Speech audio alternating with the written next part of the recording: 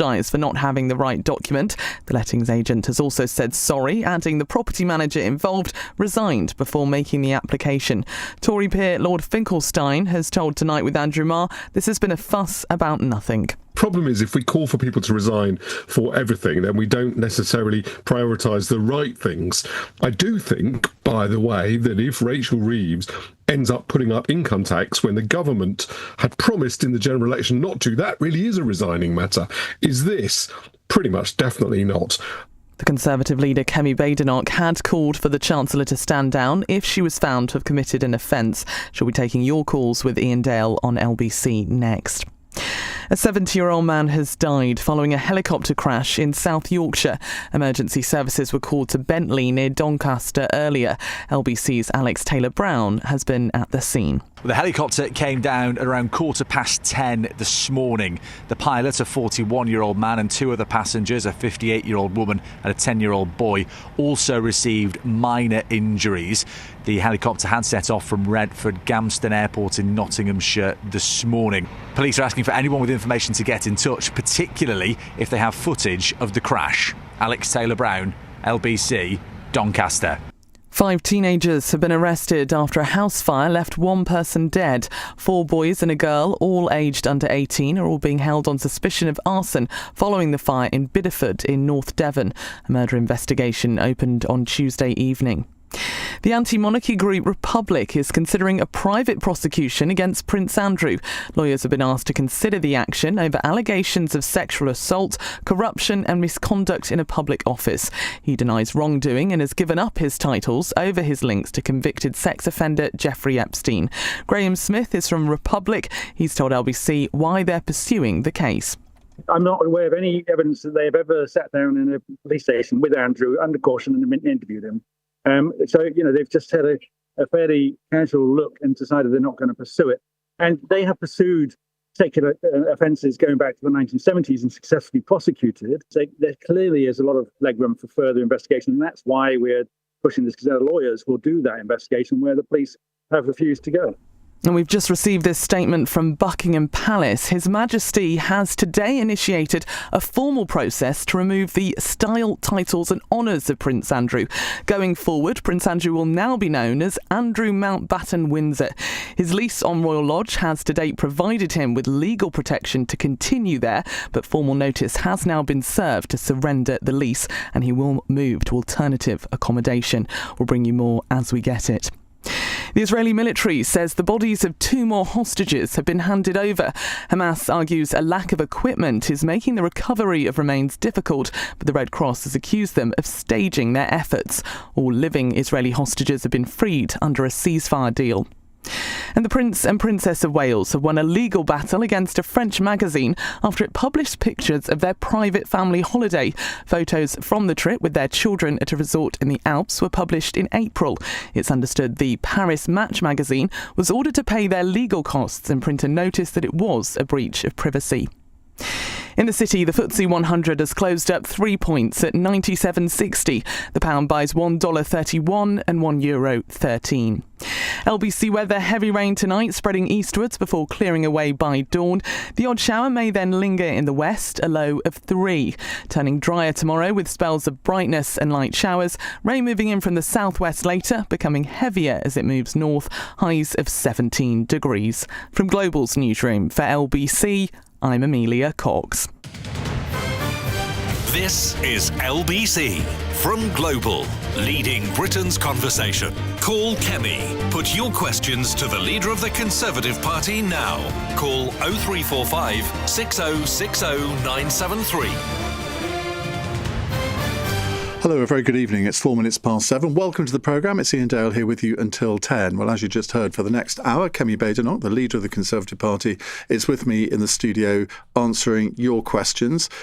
Welcome. Couple of questions from me first. You heard there in the news that just heard that Buckingham Palace says the King has initiated a formal process to remove the style, titles and honours of Prince Andrew, who will now be known as Andrew Mountbatten Windsor. Now, you're in a strange constitutional position on this, aren't you? But do you have any response to that? So the constitutional being leader of the opposition is a short form for His Majesty's leader of the opposition. I think, I've been following this story more about a family. It's a very sad state of affairs. I think that the king has clearly felt that this is the right decision for the royal family. It must have been a very difficult thing for him to have done. I mean, that's having to do that to your own brother. But the standards and expectations in society now are very high. People expect to see the very highest levels of integrity. And I'm afraid the whole Jeffrey Epstein saga and everyone it has touched, from Prince Andrew to Peter Mandelson, has just shown that the public has no truck whatsoever with any kind of sexual abuse, sexual offences, especially of minors. And I think that that's quite right. Well, let's move on to another matter of integrity before we come to your calls. And the switchboard is already full, which is a good sign, I think. Excellent. I don't know whether you think it's a good sign. Well, yeah. Rachel Reeves, she's in the clear now, isn't she? Well, I don't know that she is in the clear. And it's been fascinating watching Labour, lurch from one place to another. Let's remember, Keir Starmer said lawmakers shouldn't be lawbreakers. And he was very happy to chase every fixed penalty notice that occurred under the Conservatives.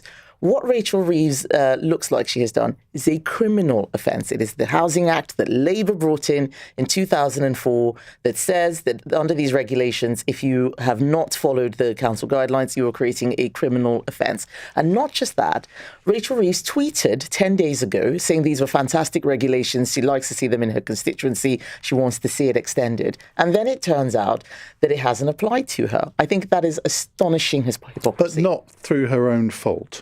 Well, let's wait and see. This is where an investigation is necessary. Well, is it really? Because we've heard from the estate agents today that basically they made a mistake. Well, they didn't say they made that's not quite what they said. It's still your duty. It's still your duty to make sure that something has been followed. They said that they didn't chase it up, but she was made aware. The family were made aware that they had to follow those regulations. This is why an investigation But if you have a letting agent, you expect them to carry that through, don't you? Well, then why didn't that work for Angela Rayner?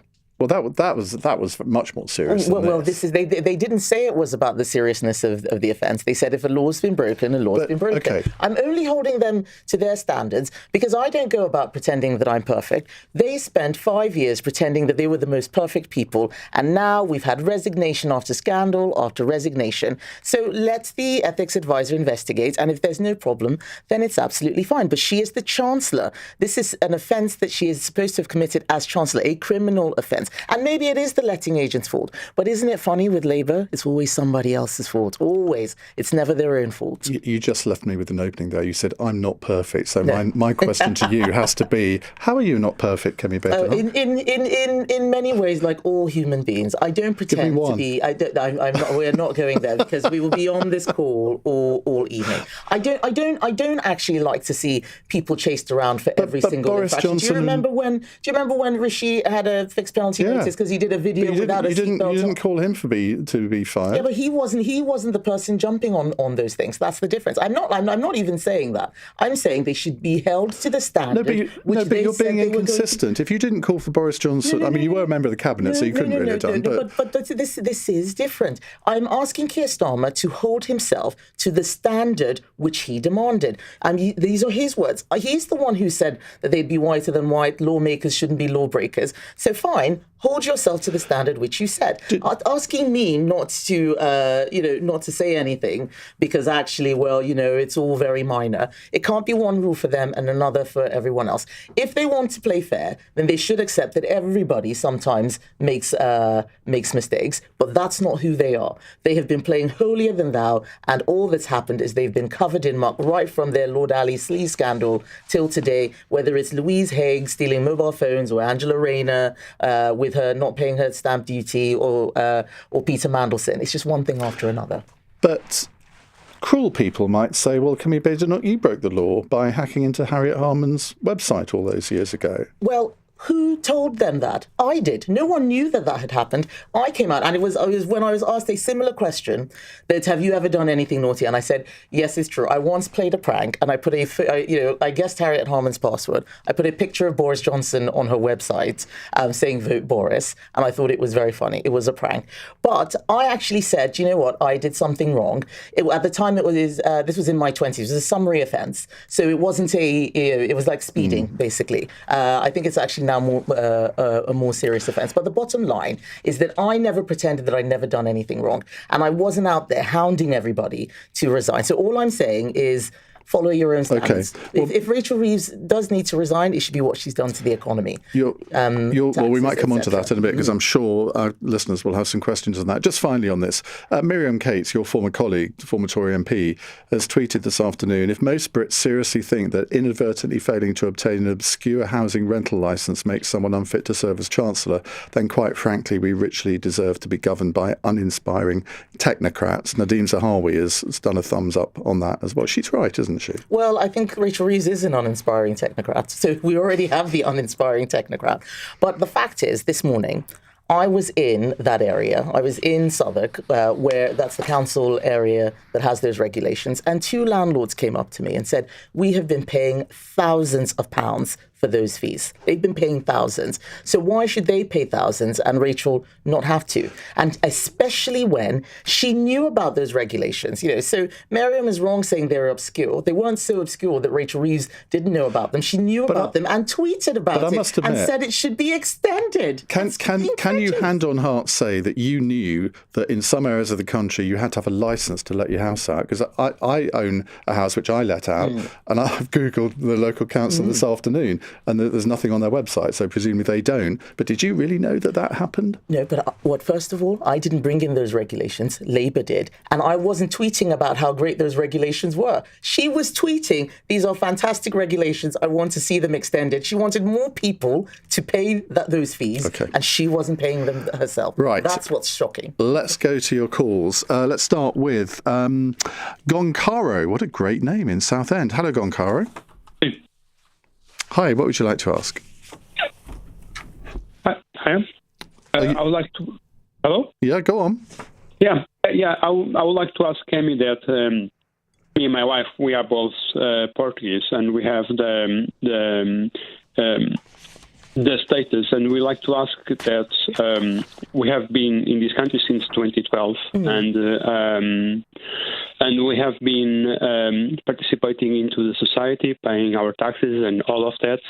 And if eventually something happens to us and we are not able to work, if you agree that we should have access to the benefits, or basically you think that we should be deported back to Portugal? So we have a policy that foreign nationals should not be claiming benefits in the UK. That is our policy. Ever. We need to make sure that people who come to our country can contribute. And the policies around those who get indefinite leave to remain. As it happens, EU citizens have a different scheme, so that policy does not apply to them. But we want people who come to our country to be contributors. And Goncaro, what you were talking about was having lived here for a very long time and paid a contribution. If you've paid into a system, then yes, we understand that people should take out. The problem now is that loads of people are arriving here immediately claiming benefits. We cannot afford that, and that's why we need to take. But that's not what he's talking about. He's talking about people. But the policy doesn't apply. Let me give you a couple of examples. What about a family who are not EU citizens who find that they have to claim disability benefits for their child who's fallen ill? Would they lose their right to stay, or would you take the support away? So we've been very, very clear. We need citizens to be claiming benefits. There will be situations which are difficult where people have fallen into, bad circumstances. But when we go to those countries and we have difficult circumstances, we're not entitled to claim benefits. So all I'm saying is let's have some fairness. Right now, we are spending billions and billions. Someone showed me a figure of about 12 billion. I can't remember whether it's a month or a year. Either way, it's extraordinary. I think it must have been a year on benefits for foreign nationals. That is an extraordinary amount. And we need to make make sure, right now, we're in a situation where the British citizens are saying that they're not getting, those who need benefits, the truly vulnerable, cannot, they're not getting enough. We need to make sure that the system looks after those who are from here, I completely get the who have point that contributed you've got to do something about the spiralling welfare bill. But what about, say, a small business owner whose company collapses after a Rachel Reeves budget, possibly, through no fault of their own? They then have to claim universal credit. Are they out or are they destitute? Well, again, all of these things are case-by-case situations that we need to look into the detail. What I want your listeners to understand is the broad thrust of our policy, that there are now so many people in our country who don't have, they don't. Some of them don't even have indefinite leave to remain. They are claiming benefits. We need to make sure that we can afford the benefits bill. And paying money to people who are not from here is not right. We continue to attract many more people. It's one of the reasons why we have an illegal immigration problem. Lots of people know that they can come here, they get looked after, and it is costing us hundreds of billions.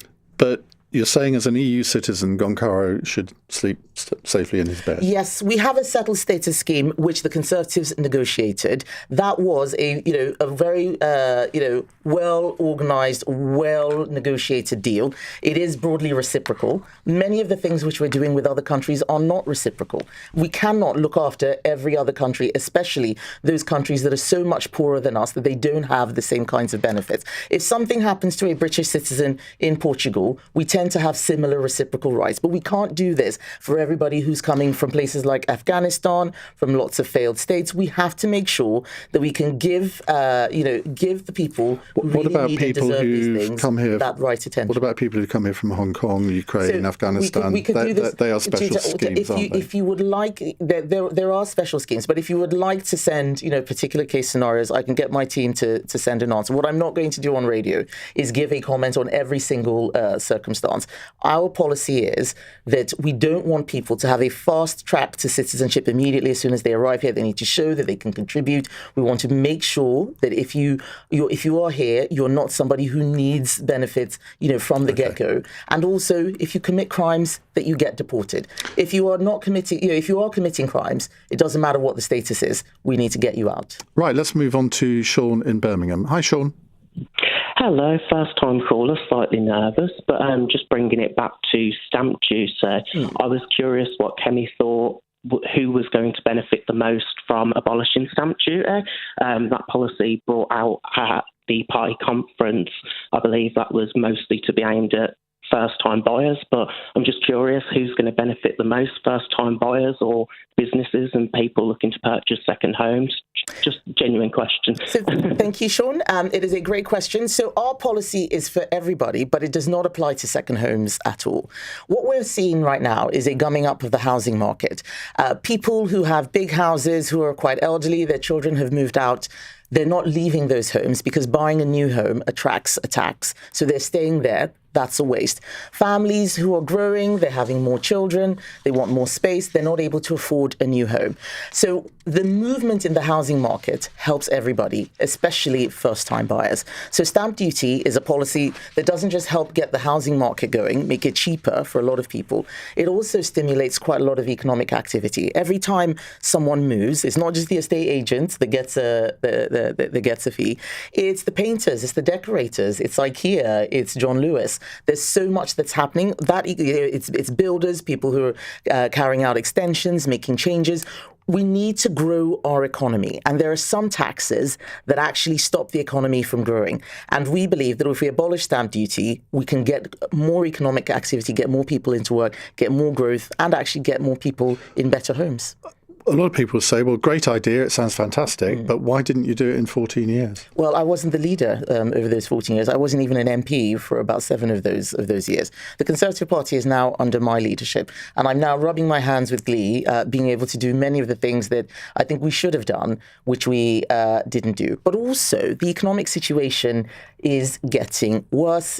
Since Labour came into office, unemployment has increased every single month. They went down the wrong path with the last budget. Taxing jobs, you tax things, you get less of it.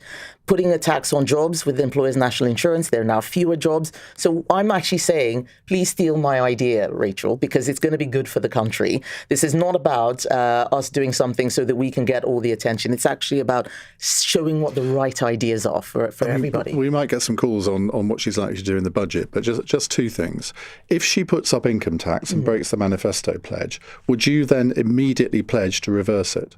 Well, what I have said is that we're going to reverse family farms tax, family business tax. We will reverse the tax on private education.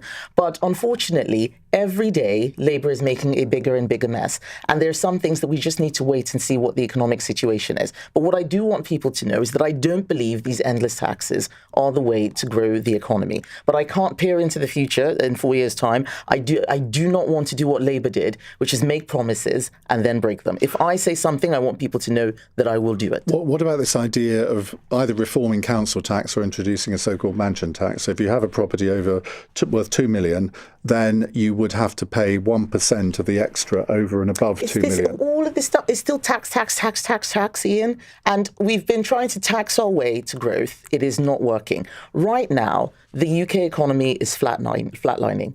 0% growth last month, 0.1% growth the month before, minus 0.1% the month before that. We need to start talking about how the pie is shrinking and there are more and more of us. That means that we are getting poorer. Tax is just moving money around. It's not fixing the fundamental issue about the economy. Let's get people into work, get Britain working again. Sean, are you happy with the answer? I still don't know whether first-time buyers or businesses, there was a lot in there, but it sort of segued away from the question. So I'm still curious, first-time buyers or buy-to-let investors who Well, I said it's not for second homes, so that was the first thing. What about buy-to-let? Well, it's for primary residences. So buy-to-let is not a primary residence, so that it doesn't apply to them. This is about, I was very clear, this is about families, it's about people wanting their first home, wanting to move on and up in the world. So it's very squarely aimed at those people. Does that answer your question, Sean? That does. Thank you very much. Thank you. Excellent. Thank you very much, Sean. Let's go to John, who's in Greenwich. Hello, John. Good evening to you both. My question is, you're not my favourite person, Kemi, but... That's a nice way to start. I would still treat you with respect. We can agree to disagree. Do you think it's right for foreign criminals to be paid money to go back quietly? And why are we housing so many foreign prisoners, paying out of our taxpayers' money to keep them in prison, and when they're released, they're being paid £1,500 to go back home quietly? Well, I don't know why I'm not your favourite person, John, because I agree with you. Why am I not your favourite person? I think you're right. I don't think we should be paying people. I think they should just be deported, full stop. Somebody who's committed sexual offences against a child? Definitely not. He shouldn't have been released from prison either if they were giving him a prison sentence. So a lot has gone wrong. So what would you do to fix it? We have said very clearly in our policy, if you commit a crime and you're a foreigner, it doesn't matter whether you're here legally or illegally, you will be deported. That's the Conservative policy. We said we will leave the Convention on Human Rights because many of the things we want to do, that convention stops us from doing. We also have a borders plan, which talks about ending a lot of the silly things which have tied government up in knots, ending legal aid for foreigners, the immigration tribunals that are actually creating lots of problems, having returns agreements. The borders actually, I'm not going to spell the full acronym out. I can if you want me to. But we've got a plan. It's the borders plan. We spend a lot of time working on it so that it doesn't fall apart as soon as people start asking questions. To play devil's advocate with some other parties. People will laugh when I say this, given what I said on the programme last night about this.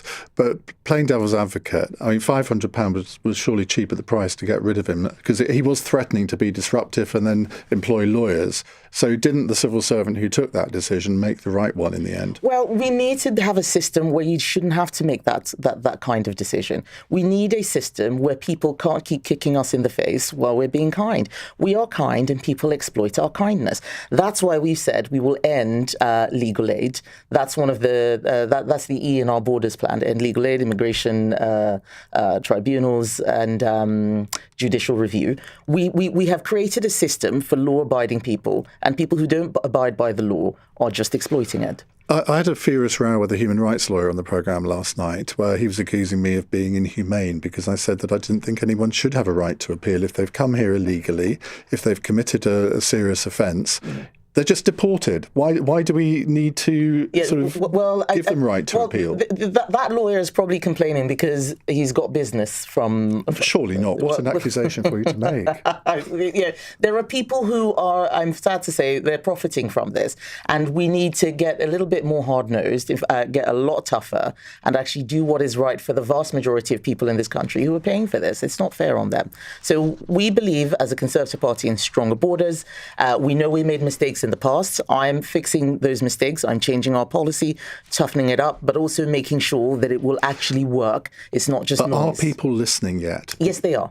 They are. Because, do you remember, well, you won't, because I suspect you were too young at the time, but in 1997, Peter Lilly... I remember 1997. Peter Lilly said that after the defeat in 1997, he said it'll take years before the general public is willing to listen to the Conservative Party again.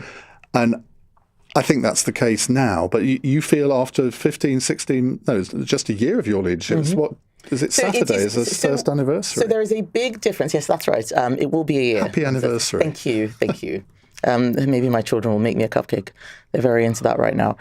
What is interesting about now versus 1997, it is true that after a historic defeat, nobody's listening to you. That doesn't mean that you shouldn't try and change or improve. What is different and really unusual about now is that the government, Labour, who just won a historic majority, are falling apart. You look at the disarray that they've been in. It's one problem, one scandal, one resignation after another. What they did on winter fuel, making manifesto promises and breaking them as soon as they came in. All of that has meant that people are very unhappy. Keir Starmer is the most unpopular Prime Minister we have ever had. I mean, that is something. At this stage in the Parliament. Yes, at this stage in the Parliament, the most unpopular. And that means that people are looking everywhere. They're looking, they're looking at Reform, they're looking at the Greens, they're looking at Lib Dems, and yes, they are looking at us. The difference is that we are the party that's just been there for 14 years. I need to show what we got right in those 14 years, apologise for what we got wrong, show what it is that we're going to be doing differently. Right, let's go. John, thank you for that. Let's go to Anita in Romford. Hi, Anita. Hello, hiya. What would you like to ask? Now, before we begin our discussion, I really don't want to hear about immigration. I don't want to hear about the fiscal and this and that. I want to talk about what is really the problem in this country. And it's like he said, she said, kids fighting in the playground. I don't want to hear it anymore. I want to talk about the real things, yeah? So I'm going to ask you, my love, what will you do if you come into power to actually fix our infrastructure? When I mean infrastructure, our justice system, our families that are falling apart, our children that are not being educated properly, social workers that are not really qualified. And do you know what? The waiting times for justice. For example, some women can wait up to 5 years to go to Crown Court. And then by then, the woman is so deflated, everyone's forgotten about the case and the perpetrator carries on. Secondly, it affects our children. Now, we have an increase of mental health and autism. And it's like, why do we keep talking about immigration? Why do we keep talking about the second house? Do you think 80% of us own a second home? Do you think we care? We don't care. We care about our children's future. We care about the fact that people that are waiting for treatment have had to wait over 5 years for some medical treatment. But you know what the biggest insult is? The biggest insult, yeah? 60 to 70% of these people that I am talking about love this country, and once upon a time they had a stable job and they were paying their way and they were paying their taxes. However, in the last, I'd say 15 to 16 years, and I'm not blaming anybody. I don't want to blame I don't care about the parties, yeah? I care about this country because I love my country. Okay, now, Anita, listen. 1 minute, sorry, this is really, really important, yeah? Go on. Now, in the last 15 years, our education, everything's been crumbled. What are we going to do to fix our infrastructure to get strong again? All right. So thank you, Anita. I think that is a great question. And different people have different priorities. There are a lot of people who are very concerned about immigration. I have met them, their mums, their young people. We've got to make sure that we talk about all concerns. But you're asking about infrastructure. And what I'm hearing from you is, how can we just make things better? I believe that we need to make things work. Get Britain working again. We've just got to do it. You know, court cases, you're absolutely right. There's been a backlog, certainly since COVID. We haven't been able to get that up to speed. A lot of these things need more money, more investment. But where does the money come from? The taxing is actually closing down the places that make money. We need to actually get growth in our economy. That means getting more business going, encouraging people to be entrepreneurs. You talk about the education system. I actually think one of the things that we did well as a party was get education in a good place. We soared up the international league tables. We're better, certainly in England, than in many other places. But there is still work to be done. Problems like waiting lists, for example, again, yet another hangover from COVID. We are getting older as a society, more people using the NHS. And absolutely right, we are seeing huge increases in mental health issues and autism. It feels like society is fragmenting. Young people feel a lot more vulnerable, even though life is a lot easier. We're losing resilience. Many of these things aren't things that government can fix completely. There are some things that we need families to do more of. We want, strong families that can stick together, look after each other. One of our principles is personal responsibility. If you can look after yourself, do so that the state can look after those people who really have nowhere else to go. But as a society, I do see a lot more fragmenting. I think that there is leadership that can bring people together in terms of shared values. But what the Conservative Party is about right now is making sure that we don't spend all the money on things that aren't going to create growth, fiscal responsibility, delivering a stronger economy so that we can invest in courts, in hospitals, and in helping vulnerable people. Doesn't this go back to basics, though? I mean, what Anita, I think, was essentially saying that we need a lot more sort of common sense, and that I think she feels that politicians have lost touch with people. Now, I always defend politicians here and say, well, look, they probably are more in touch than you think. They see people in their surgeries sort of every week or every 2 weeks or whatever, huge constituency mailbag. And then they see in London 2 police stations, one north of the river, one south of the river. They're the only ones that the general public can turn up to. And they think, well, that is madness. Yeah. How has that been allowed to happen? Yeah. And that's under both parties, not just one. There are a lot of things, a lot of decisions were made when people thought the good times were going to last forever. There was a dip in crime.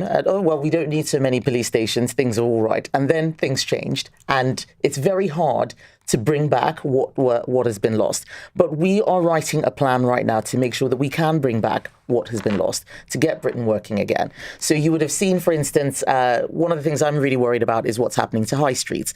Loads of high streets, empty boarded shops, everybody's shopping online, but the high street is actually the lifeblood of an area. So what can we do to help them? Let's scrap business rates for retail, hospitality, leisure, pubs, shops, restaurants, make it easier for people to stay on the high street. That means more people are around, it becomes safer, you don't see as much antisocial behaviour. So we have lots of ideas for what to do in order to bring that growing economy, that stronger economy back. Do call in if you can get through, because the lines are busy, very busy at the moment, but we have half an hour more with Kemi Badenoch taking your calls. But first, let's get the news headlines on LBC at 7:33 with Amelia Cox. Prince Andrew will become Andrew Mountbatten Windsor as he is stripped of all royal titles and told to move out of Royal Lodge. The King and Queen say the decision is necessary despite the fact he continues to deny all allegations against him.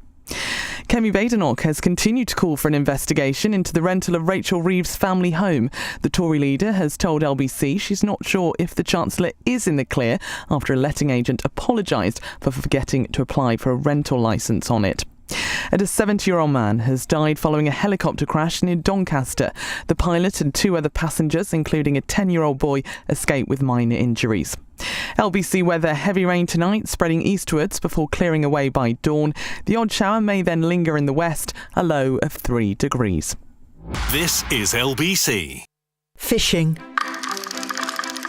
It's a wonderful way to spend an afternoon. But it could also be a huge threat to your business. Phishing emails are scams that trick you into giving away vital data, putting your company at risk. So how do you make sure you don't get caught, hook, line and sinker? Just ask BT. Tax is changing from April 2026. If you're a sole trader or a landlord with a turnover above £50,000, you'll need to use recognised software to keep records and send quarterly updates of your income and expenses. There's no avoiding it. Tax is changing. Get ready. Search HMRC Making Tax Digital. Hello, I'm a National Lottery scratch card. Over 5 people a second win with me. Ooh. That's like 30 winners since I started talking. Oh, 12 more. 14. 21! Is there a win in store for you? Play a National Lottery scratch card today. Winners is an average. Search Dream Big, Play Small. Rules apply. Players must be 18 or over. You asked, BT answered. With phishing, awareness makes all the difference. Train your staff to spot suspicious emails and encourage them to slow down. Hackers rely on you being in a rush, so slowing down decreases your risk. Cybersecurity is everyone's business. Search BT Business Cybersecurity to find out more. This is LBC with Iain Dale. Call 0345 6060 973. 7:35. Kemi Badenoch, the leader of the Conservative Party, is here taking your calls. Let's go to Hassan in Westminster. Hassan, good evening. What would you like to ask? Good evening. Hello, Kemi. Hello, Hassan. My question is there time for the two big parties over, considering you're both sort of polling at the 16-17% level?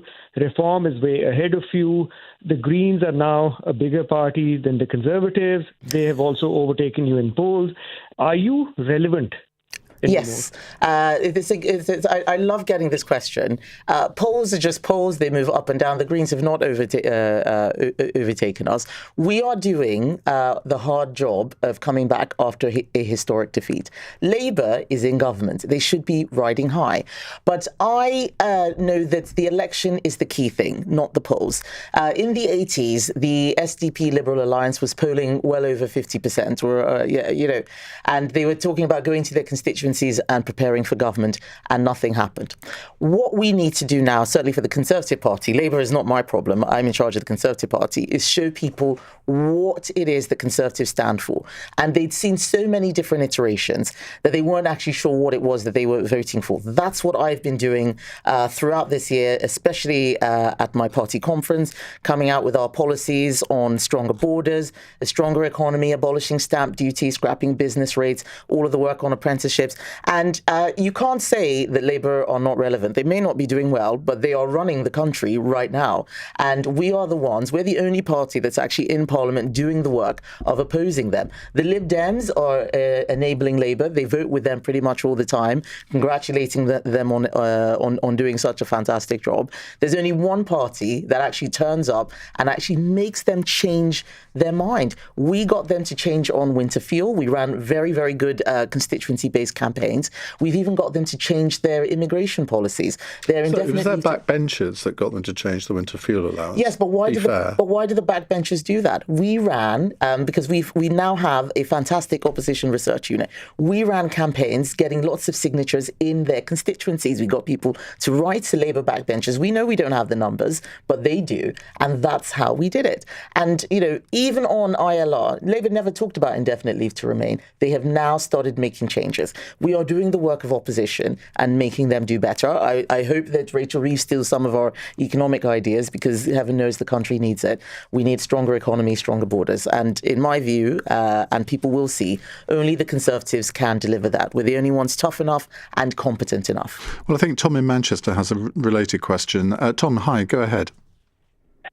Hi, Kemi. Hi. Hi, Tom. Hi, all. So, Kemi, I've been a member of the Conservative Party since the legal age, and I was in the Hyndburn and Lancashire Youth Council from the age of 15, representing the youth of Lancashire. Oh, wow. On behalf of the Conservatives. Thank you. So, I've never voted Labour, never liked Labour. Quite frankly, I don't know how you manage opposite Keir every week. But... But this time round, I'm torn, Kemi, whether to vote for Nigel or yourself. I mean, I think you're brilliant, to be honest. Thank you. But the only thing that swayed me away, really, is your statement that you released after Keir Starmer announced that Palestine would be a state. Now, I've got very strong feelings about the whole Palestine and Israel saga, which I don't really want to get into. However, my question is basically, why should I vote for? We should have voted for you or for Nigel. Why should I not vote for Nigel? And well, that's the big question that's on my mind at the minute. Well, thank you, Tom. It is a great question, and I will start off by apologising that you've even thought about leaving the Conservatives. That is the problem which I'm trying to fix. I know that things have not been perfect, but you only need to look at those councils which Reform has won to see what you will get with a Reform government. In Kent, they've suspended or expelled about 10 of the people that only came in May. Similar things are happening in Cornwall. They said they were going to come in and not raise taxes. They got in. They haven't known how to do anything. Reform, you may like him, you may like Nigel, but he's not the person who's going to be doing. I don't have feelings one way or another. I think he says some things which are. You've met him. I've met him, but I haven't really. I've seen you having a laugh with him in pictures. I always laugh in pictures. If I wasn't laughing, people would say that I was frowning at him. But going back to what Tom was asking, we are a party that is a big family. We have a lot of experience. We have a lot of talent. We are a team. We're not one guy and a fan club or a limited company or whatever it is. And we make sure that we bring our people together, all our councillors. You are one of them. You get to inform the policy. Those are the things that I'm making sure are really coming out in the Conservative Party. But we will get it right. When we talk about immigration, we're tough, but we are also fair and compassionate. We are also serious. We're not going to be complaining about who's on the adverts like Sarah Pochin did. Just very weird stuff. But I want you to know that when you hear something from me, we're going to do it. Other parties are making announcements and slogans. They don't have a plan. We are showing not just what we will do, but how we will do it. And what we are focused on now, it's very simple: a stronger economy, stronger borders. Let's get Britain working again. Let's make sure that people can have a better life. And that needs tough people, but also competent people. Tom, what's the one thing that could persuade you not to jump? I mean, the whole digital ID thing is, I don't know what Kemi's stance is on that. Yeah, we're against mandatory digital ID. We're against it. I thought so. But I don't know, I'm really torn. The whole immigration thing, the crossing the boats as well. Nigel seems to have a very firm stance on that. Yes. And I won't deny that. He does have a very firm stance. I also have a very firm stance. The difference between me and him is that I saw all of the different things we tried that didn't work. And now we have a plan that I know is going to work. It involves leaving the ECHR. And I've shown all my working, shown my homework. You still get Nigel saying, we'll just get the Royal Navy to tow the boats back. Those are things that we tried and didn't work. It's But you're kind of talking about the ECHR as a silver bullet, which is exactly the opposite of what you used to say. No, it is not a silver bullet. I talked about the ECHR and our borders plan. So leaving the ECHR alone is not going to solve things. There are countries that are in the ECHR that do things that we don't do. That's why I've talked about ending immigration tribunals, ending the legal aid, ending the judicial review. Other countries in the ECHR don't have many of those things. So, I'm now actually going to spell out the borders plan. B is for ban. Do you really have to? Okay, fine, I won't. But there is a lot in there. Look it up online. So, Tom, what I will say to you is that we have a plan that's going to work. It's not going to get pulled to pieces because people haven't thought it through. I want you to know that when Conservatives say something, that thing is going to happen. You mentioned Sarah Pochin there. I mean, when you heard her remarks about ethnic minority representation in advertising, what was your first thought that went through your head? Were you actually offended by it? Well, I just rolled my eyes because I think they're very silly people and they don't think through what they say. I do actually, as it happens, feel that ethnic minorities are overrepresented in advertising. But why it happens is the interesting thing. It is because everybody is trying to meet a target. If one person is doing it, it works. If everybody is doing it, then something weird happens and they're overcompensating. But we should be talking about making sure that the advertising standards are fit for purpose. Instead, saying that it makes you sick or it makes you mad or whatever it was, that's just, it offends people. I mean, how does she think my children would feel hearing that? We need to make sure that as politicians, we speak responsibly. Even when we can see something that's not working quite well, we've got to make sure that the language we use is fit for purpose. Right, let's go to... Thank you very much, Tom, for that question. Let's go to James in Saffron Walden, in your constituency, where I was brought up. Yes, I thought you were born there. No, I was actually born in Cambridge. Oh, right. Anyway, James, go ahead. Hi, Kemi. I was brought up in Saffron Walden as well. I've just moved back after 29 years, and I'm pleased to say it's still very nice, as I'm sure you both know. Yes. Hello, James. Hello, hi. Yeah, so I think you're brilliant, by the way, Kemi. Thank you. That's very kind. That's one more vote. I still get incredibly annoyed by that.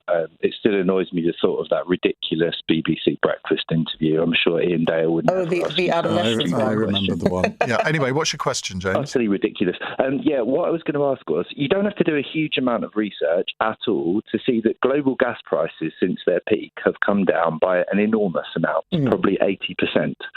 So my question is, and I'm not accusing you of this, but when politicians and others keep saying that global gas prices are the reason for everybody's energy bills being so high, are they lying? You're 100% right to bring this up. It is not true that the problems in our energy bills are due to global gas prices. They are due to a combination of policy choices, which have actually made our electricity, for example, and even our gas more expensive than everywhere else. Electricity in particular. Our electricity is 4 times the price for industry as it is in the US. And it means that we're losing a lot of manufacturing. We're deindustrializing. Just this week, we lost another company in Aberdeen, Petrofac, that's after Harbour Energy. Grangemouth Refinery is closed. INEOS is leaving.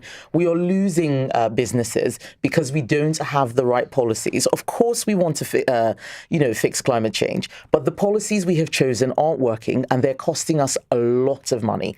We need to get the right policy mix. That's why we've got a cheap power plan. Claire Coutinho has been absolutely brilliant, talking about some of the levies that she's going to scrap to make sure we bring down bills and get Britain working again. Boris Johnson has been talking about green issues. I don't know if you saw this. He said in a podcast recently, in my party, it's all about bashing the green agenda. And personally, I don't think we'll get elected on that. I didn't see us soaring in the polls as a result of saying what rubbish net zero is.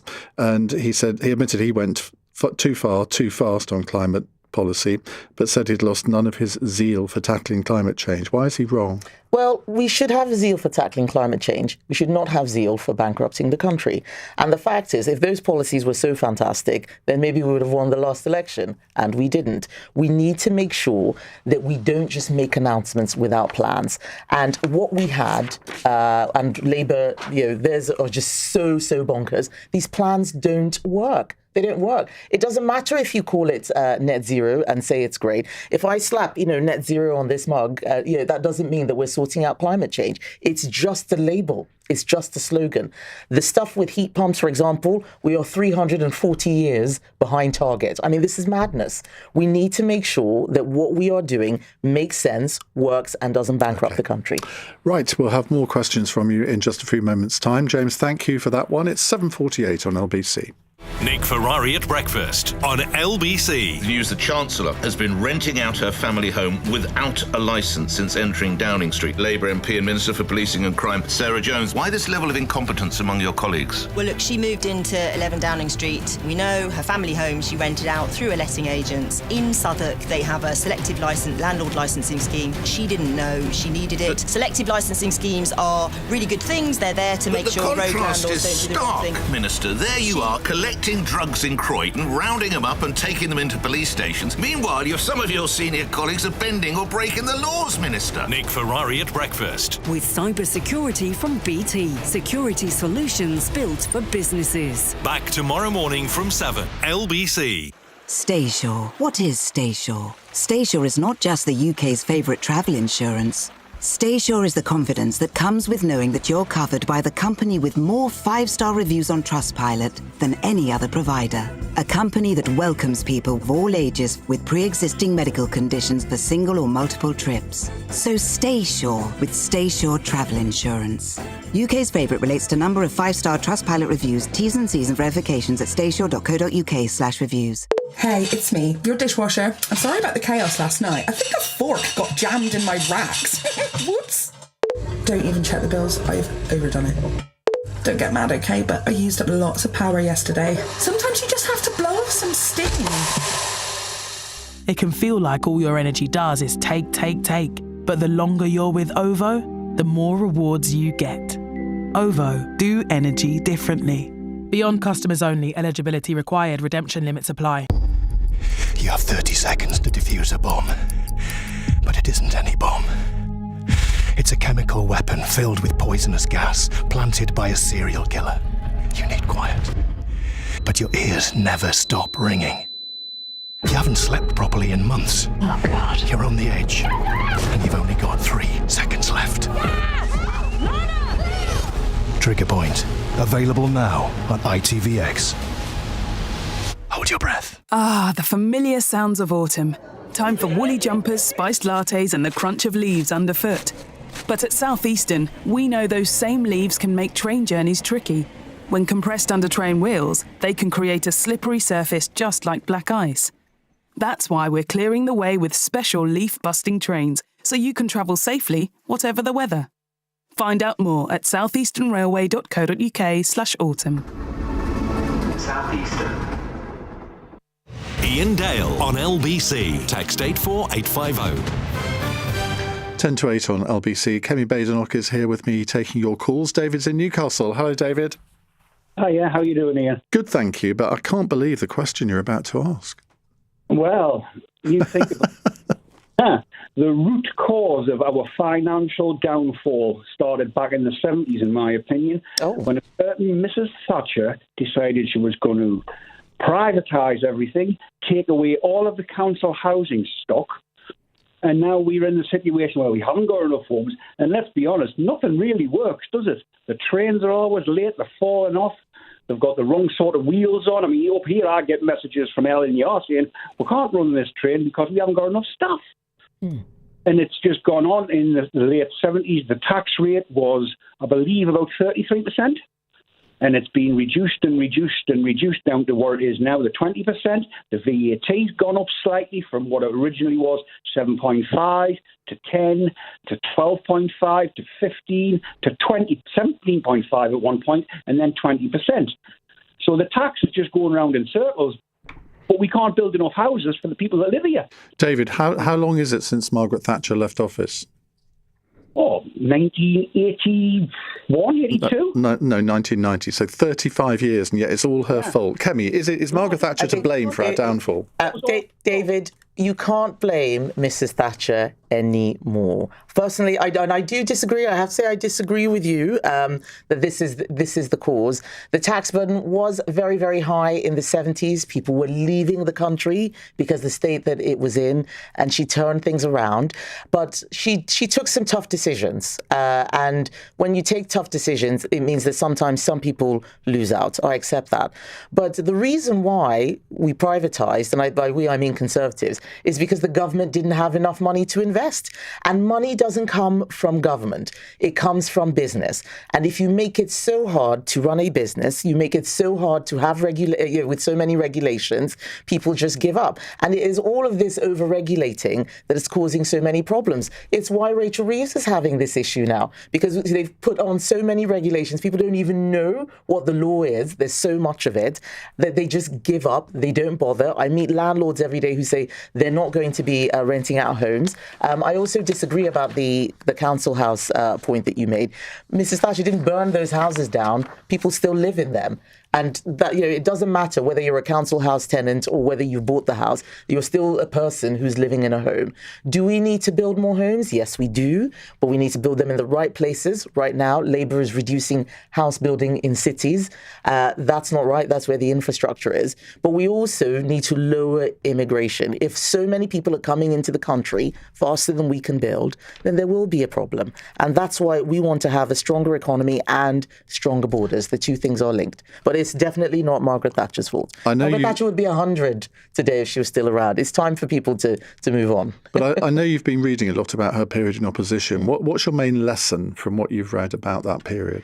So the main lesson is that there's so many lessons. You're going to be criticised. You've got to make sure you have your convictions, that you're staying true to your values.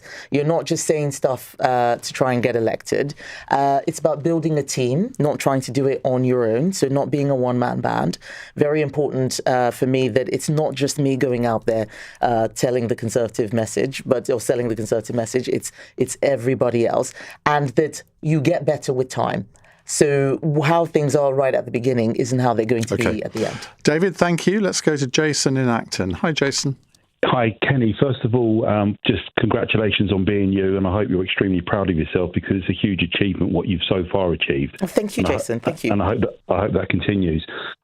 We have a business in outside Oxford Circus Station by the London Palladium. I spend my days in London, and I often walk around. And the level of homelessness that I'm currently seeing on the streets of London, the smell of urine, and the people that are setting up these kind of camps, and it's just quite incredible. It's almost like walking through parts of London feel like a third world country. And I'm wondering what your ideas are to try and tackle that issue. Thank you, Jason. It's something that I have seen as well, intermittently. You are right, and it's going to need a wholesale approach. Westminster is very sadly not run by Conservatives, but even when we were running it, we could see this problem creeping up. We need the Mayor of London to get to grips with it. Some of this is enforcement. Some of it is looking at the underlying issues around the economy. Why are so many people out on the streets? Why is unemployment increasing? But also looking after the public realm, that how people feel about their environment influences not just their mental health, but their optimism, what it is they choose to do. There'll be people who decide not to start businesses in our city because they just think it's not a good place to do so. All of these things require a concerted government effort, looking at the built environment. The police need to get involved where it comes to crime, but we need social services to look at homelessness. Quite often the police are doing social work, which means that they're not actually doing a lot of their real job. But making sure that we make life easier for business means that many people will actually do some of this stuff themselves. People who live in an area, people who work in an area are often sometimes best placed to provide help and support, to see what's going wrong and make sure that it doesn't get to such a terrible position that it requires a lot of government intervention. Thank you very much, Jason. Let's go to Ronnie in Sutton Coldfield. Hi, Ronnie. Hi, Ian. Hi, Kemi. You quoted Ineos pulling out of the UK, but they were gone like 6 years ago when he closed the programme of building that four-wheel drive car in the UK. What would you do to keep manufacturing inside Britain? There is one big thing that we can do to keep manufacturing in Britain, and we have to lower the cost of energy. It is so high. I used to be the business secretary, and we had things like the supercharger subsidies and so on wasn't enough. Our energy costs are just too high, 4 times as expensive as they are in the US. Places like Spain are a lot cheaper. What can we do to bring down energy costs? Let's take down some of these levies. Let's make sure that we are drilling oil and gas in the North Sea. That's also good for the economy. We need to take off some of the burdens and regulations around manufacturing, too onerous. We're not competing on a level playing field. There's a lot that we can do to support businesses, but large manufacturing is something that we are losing in a really big way. We are deindustrializing.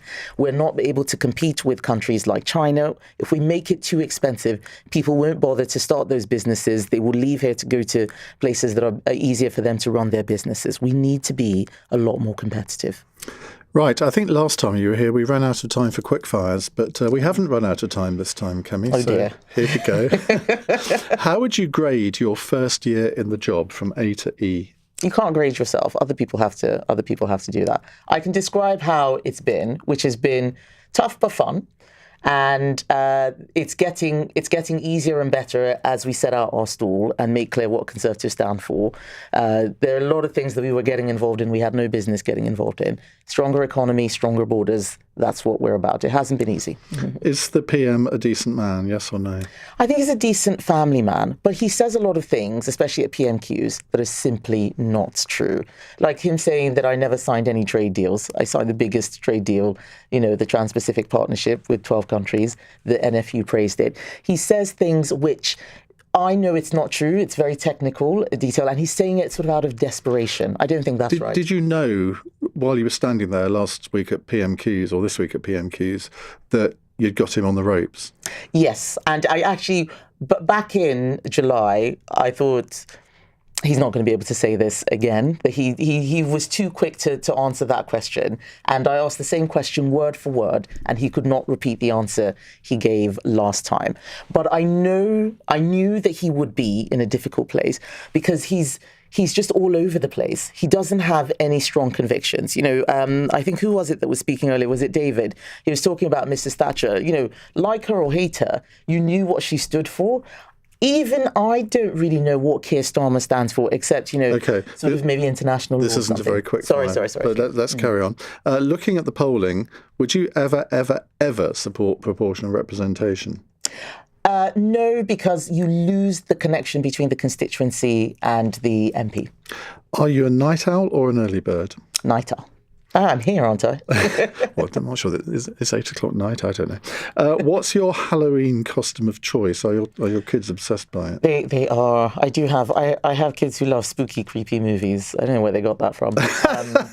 No, I haven't. I don't think I have worn a Halloween costume since the 1 year when I lived in the US, where I was a Smurf. Are there pictures? No, thank God. So no, I don't have a costume, and they wear whatever's the latest thing every other year. Much of the nation is gripped by the traitors. I've never seen it. Would you want to be a faithful or a traitor? I haven't seen it, but my kids talk about this, so I think I need to see it, and then I can answer that question. And finally, would you rather go out for dinner? Wait for it, with Ed Davey or Zach Polanski? Do I have to? Yes, one or the other. I think Zach Polanski's got that weird boob thing, so I would go with Ed Davey. I think Ed's a decent guy, so I wouldn't be worried about that weird anything. boob thing. Does he have I wouldn't want him to try and hypnotise me or whatever it is. That's a great place to end. We're going to see you again on Budget Day, because you have to give the reply to the budget as Leader of the Opposition, and then you're going to hot-foot it into the studio and take questions on the budget. So, Kemi, thank you very much indeed. That's Kemi Badenoch, the Leader of the Opposition. Right, in the next hour, we're going to talk, as Donald Trump would say, about China. On your radio, on the LBC app, and Play LBC. Leading Britain's conversation. This is LBC. From Global's newsroom. Buckingham Palace says Prince Andrew will lose all of his remaining titles, including His Royal Highness. He'll now be known as Andrew Mountbatten of Windsor and will also leave Royal Lodge, moving to Sandringham instead. The action's been taken following a string of allegations against Andrew over his connections with the paedophile Jeffrey Epstein and an alleged Chinese spy. ITV's royal editor Chris Shipp has been telling LBC the King had wanted to act. He's been doing it slowly ever since the death of Queen Elizabeth. He first turned off the financial taps Prince Andrew was getting from his mother's private funds. Then he stopped the publicly funded security that Prince Andrew had around Royal Lodge and said, if you want security, you have to pay for it yourself. But, none of this was enough.